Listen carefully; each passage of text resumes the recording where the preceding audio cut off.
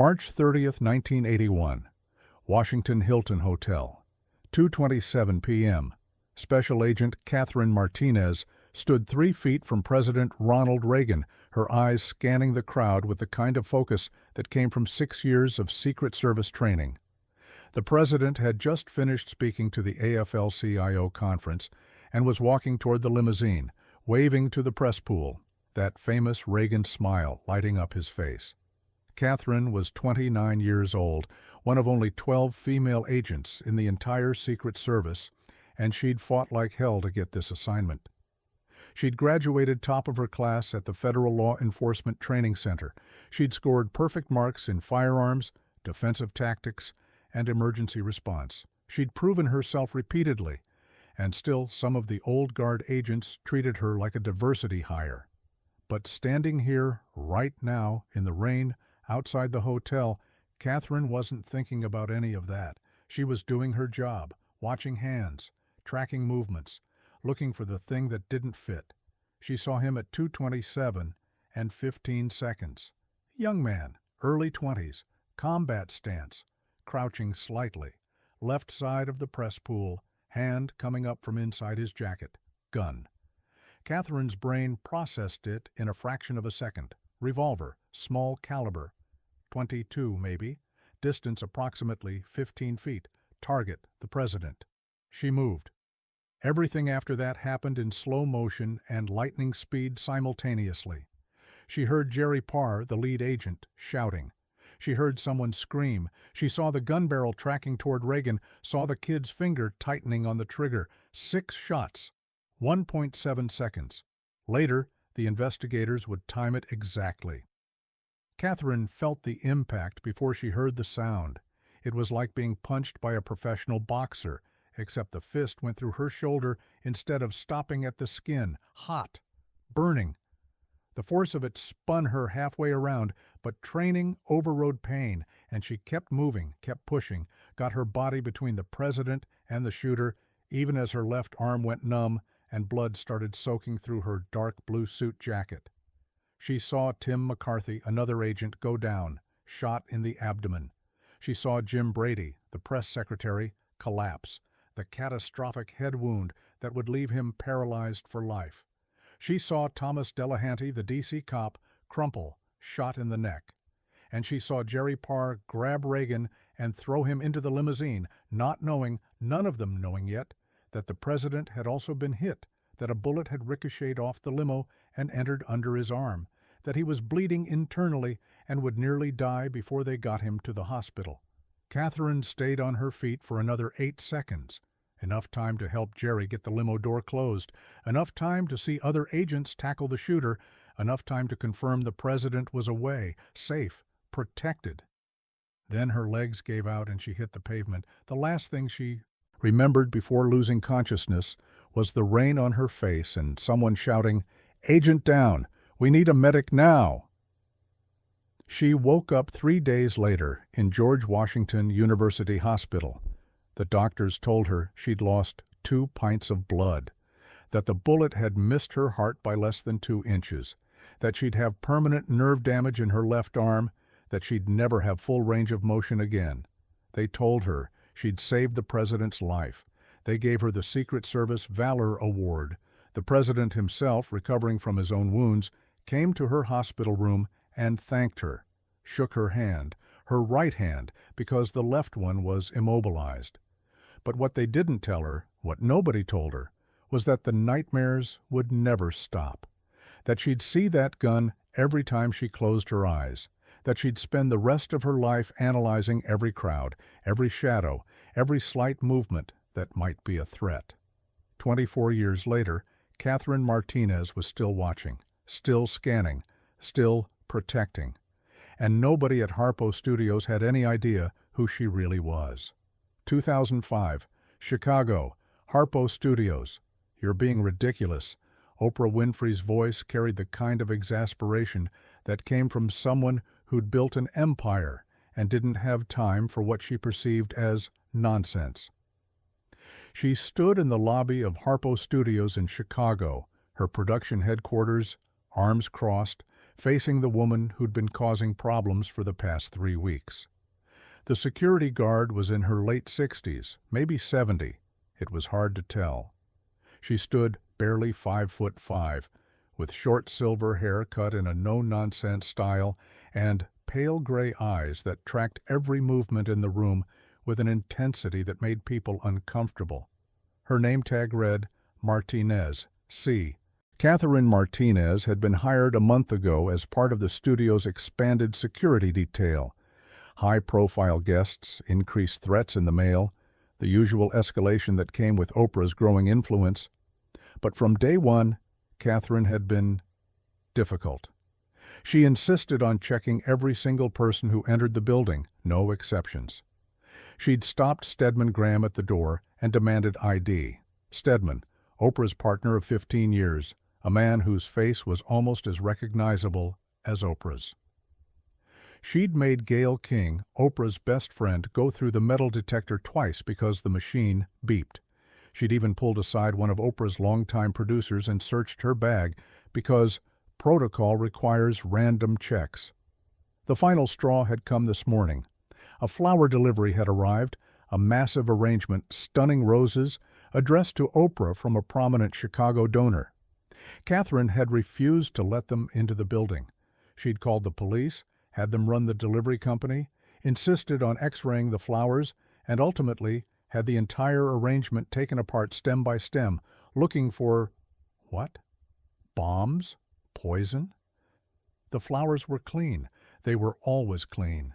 And now Oprah had an angry donor, an embarrassed delivery company, and a security guard who was clearly suffering from some kind of paranoid delusion. "Ms. Winfrey," Catherine said, her voice calm, steady, maddeningly professional, "I understand your frustration, but security protocols exist for a reason. I cannot allow anything into this building that hasn't been properly vetted."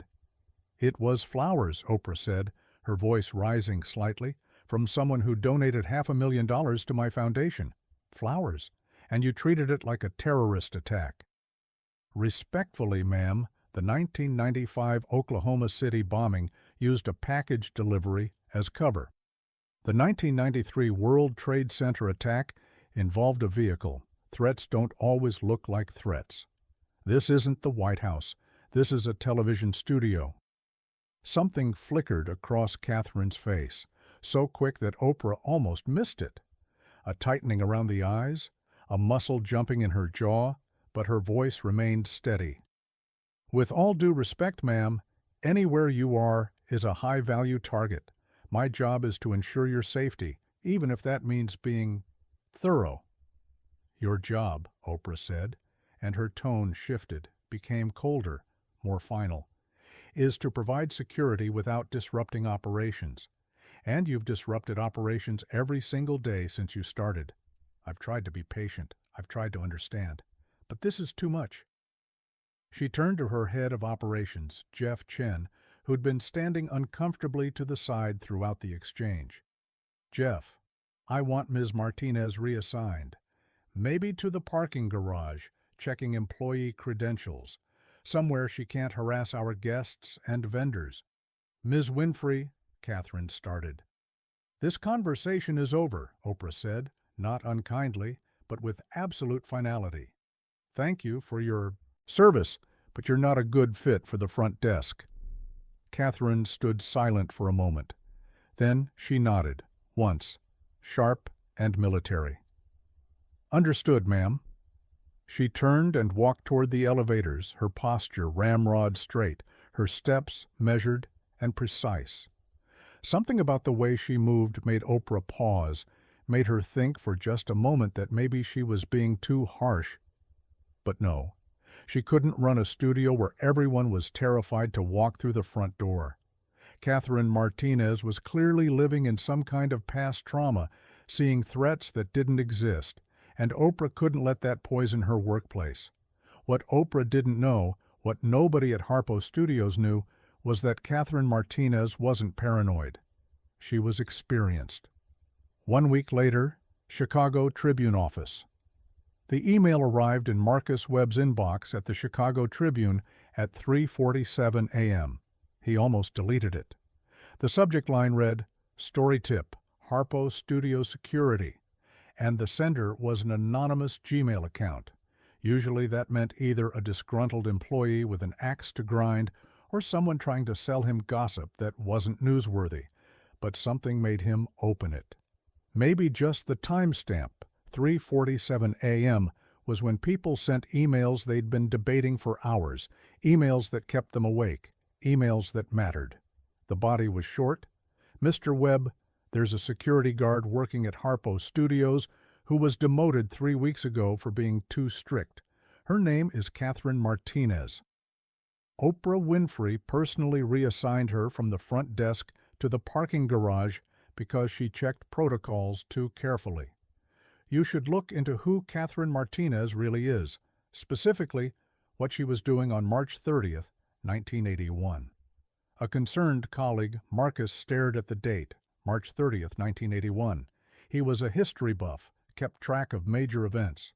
March 30th, 1981 was the Reagan assassination attempt.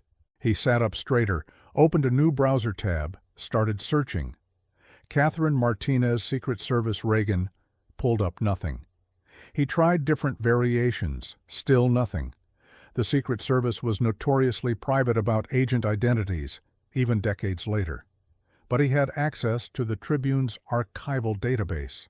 He pulled up every article they'd run about the Reagan shooting, scanned the names of wounded agents and officers there. Buried in a follow-up piece from April 1981, among the wounded, Special Agent Catherine A. Martinez, 29, of the Presidential Protection Division. Martinez sustained a gunshot wound to the shoulder while shielding President Reagan from gunfire. She is listed in stable condition at George Washington University Hospital. Marcus felt his pulse quicken. He pulled up current employment records, public information for security personnel in buildings with city contracts. Catherine A. Martinez, age 67, employed by Harpo Studio Security since June 2005. The math worked. The age worked. The name was uncommon enough. He started making calls. First to his Secret Service contacts, stonewalled immediately, as expected. Then to the National Archives requesting files on the Reagan assassination attempt under FOIA. Those would take weeks or months. But he had another source. His uncle, retired FBI, still had connections. Marcus called him at 6 a.m. "Uncle Ray, I need a favor, off the record. Can you confirm if a Catherine A. Martinez was Secret Service in 1981 present at the Reagan shooting?" Silence. Then, "Why are you asking?" "Because I think she's working as a security guard in Chicago and just got demoted by Oprah Winfrey for being too careful about checking deliveries." More silence. Then his uncle said quietly, "If that's true, Marcus, you need to be very careful how you write this story. Catherine Martinez took a bullet for President Reagan. She saved his life. If she's been pushed aside and nobody knows who she is, that's a story. But it's also someone's privacy, someone who probably doesn't want attention. Can you confirm it was her? Give me 2 hours." At 8:15 a.m., his uncle called back. "It's her. Same woman. Secret Service Valor Award recipient. Medical retirement in 1995 due to injuries sustained in the line of duty. Marcus, this woman is a legitimate American hero. And if what you're saying is true, nobody at her current job has any idea." Marcus thanked him, hung up, and started writing. The headline wrote itself. The security guard Oprah demoted took a bullet for President Reagan, and nobody knew. 2 days later, news explosion. Catherine Martinez stared at the front page of the Chicago Tribune and still couldn't believe it. Her photograph was there, 2 photographs, side by side. Left, young Special Agent Martinez in 1981, Secret Service uniform, left arm in a sling. Right, now, at the Harpo Studios parking garage, security guard uniform, 70 years old but the same gray eyes. The headline, "Oprah's paranoid security guard is a Reagan assassination hero. She took a bullet for the president."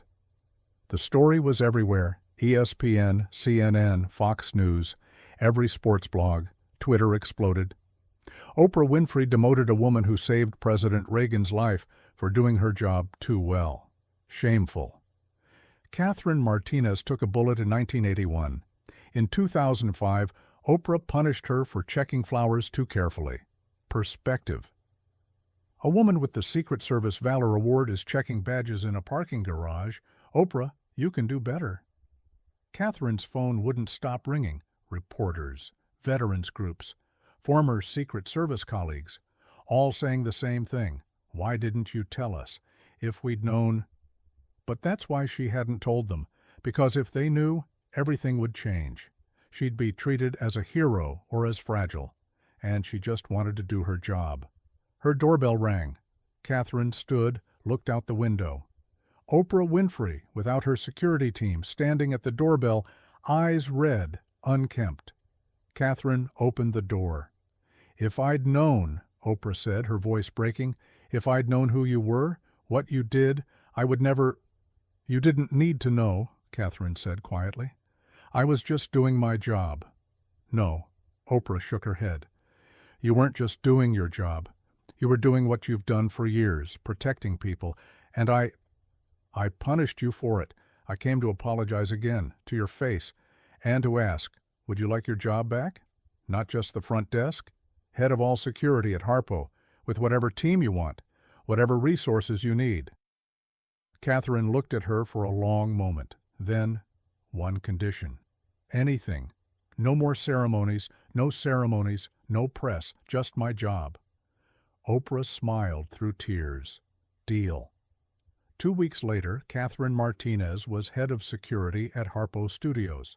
Flowers were still checked, IDs were still verified, protocols were still followed. But now everyone knew why, and nobody complained. Catherine Martinez's story reminds us, true professionalism serves quietly. It doesn't seek recognition. It doesn't take shortcuts. It just does what's right. And sometimes the greatest lesson comes from acknowledging and correcting our mistakes, no matter who we are, no matter how powerful we are. If this story moved you, like, share, and subscribe to Empowering Stories to honor our veterans. Have you ever judged someone only to learn their incredible story later? Share below. Remember, the quietest service deserves the highest respect.